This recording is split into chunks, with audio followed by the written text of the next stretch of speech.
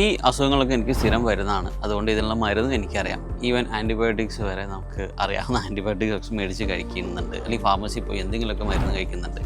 ഇങ്ങനെയുള്ള ഒരാളാണ് നിങ്ങളെങ്കിൽ ഡെഫിനറ്റ്ലി നിങ്ങൾ ഒരുപാട് ശ്രദ്ധിക്കണം. ഇത് ഒരുപാട് രീതിയിൽ ഗുണത്തെക്കാളേറെ നിങ്ങൾക്ക് ദോഷങ്ങളാണ് നിങ്ങൾക്ക് ചെയ്യുന്നത്. ചിലപ്പോൾ നമുക്ക് ഉണ്ടാകുന്ന ഓരോ സിംറ്റംസ് സെയിം ആണെങ്കിലും അതിൻ്റെ റൂട്ട് കോസ് അല്ലെങ്കിൽ അതിൻ്റെ അസുഖം എന്നുള്ളത് വേറെ പലതായിരിക്കാം. നമ്മൾ കണ്ടിന്യൂസ് ആയിട്ട് ഒരു മെഡിസിൻസ് നമ്മൾ റിപ്പീറ്റായിട്ട് കഴിക്കുമ്പോൾ നമ്മൾ യഥാർത്ഥ അസുഖത്തിനെ നമുക്ക് മനസ്സിലാവാതെ വരികയും അത് വലിയ വലിയ കോംപ്ലിക്കേഷൻസ് നമ്മുടെ ശരീരത്തിൽ ക്രിയേറ്റ് ചെയ്യാൻ വേണ്ടിക്കൊണ്ടുള്ള ഒരു സാഹചര്യമാണ് ക്രിയേറ്റ് ചെയ്യുക. പിന്നെ കണ്ടിന്യൂസ് ആയിട്ട് ഒരു മരുന്ന് തന്നെ ഇങ്ങനെ റിപ്പീറ്റായിട്ട് ഉപയോഗിക്കും, അതിൻ്റെ ഡോസേജിലൊക്കെ ഒരുപാട് വ്യത്യാസങ്ങൾ വരും, അല്ലെങ്കിൽ അതിൻ്റെ സൈഡ് എഫക്ട്സ്, കോംപ്ലിക്കേഷൻ, ഈവൻ എന്ത് മരുന്നുകൾ തന്നെയാണെന്നുണ്ടെങ്കിലും അതിൻ്റെ കോംപ്ലിക്കേഷൻസും അതിൻ്റെ സൈഡ് എഫക്റ്റൊക്കെ വരും.